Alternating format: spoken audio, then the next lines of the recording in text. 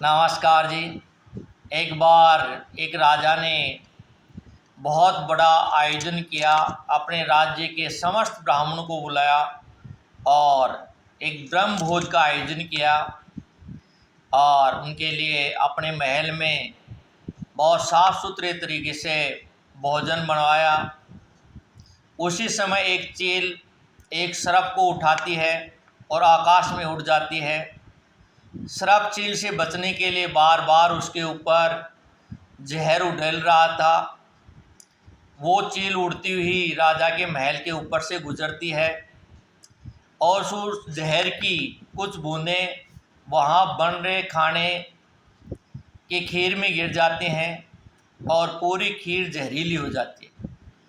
जब ब्राह्मण भोजन करते हैं तो जहर के कारण से मारे जाते हैं और ये एक बहुत बड़ा ब्रह्म पाप हो जाता है। अब जब ये फाइल धर्मराज के पास पहुंचती है कि इसका वास्तविक दोषी कौन है, क्योंकि चील का भोजन सर्प होता है, इसीलिए चील ने सर्प को उठाया था, उसका कोई दोष नहीं था। सर्प बचने के लिए बार बार चील के ऊपर जहर उड़ेल रहा था, उसका कोई दोष नहीं था। राजा ने एक अच्छे मन से ब्राह्मणों को जीवने के लिए बुलाया था, उसका कोई दोष नहीं था। हलवाइयों ने भी अच्छा भोजन बनाया था, उनका भी कोई दोष नहीं था। धर्मराज धर्म संकट में पड़ गए। उन्होंने कहा कि इस फाइल को पेंडिंग में डाल दीजिए और समय आने पर इसका निर्णय किया जाएगा। कई वर्ष बीत गए। एक रोज़ उस राज्य में शाम को एक ब्राह्मण आया और उसने एक व्यक्ति से पूछा कि मुझे रात्रिकालीन विश्राम के लिए राजा के यहाँ रुकना है और वहीं पर रहना है।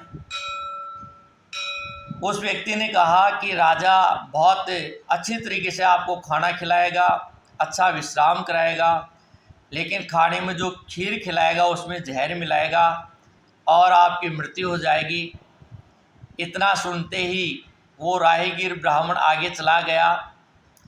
तब धर्मराज ने कहा कि वो राजा वाली फाइल लेके आओ और उसने कहा कि ये जो पाप था उस व्यक्ति के खाते में लिख दो, जिसको पता नहीं है कि वस्तु स्थिति क्या थी, किस कारण से ब्राह्मण मारे गए। तो पाप सारा जो भी था उस व्यक्ति के खाते में चला गया।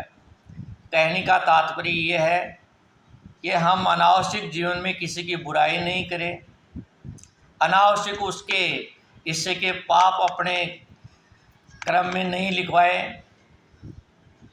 यही इस कहानी से हमें सीख मिलती है और इस सीख को हमें अपनाना चाहिए, जीवन में उतारना चाहिए। धन्यवाद। जय हिंद, जय भारत।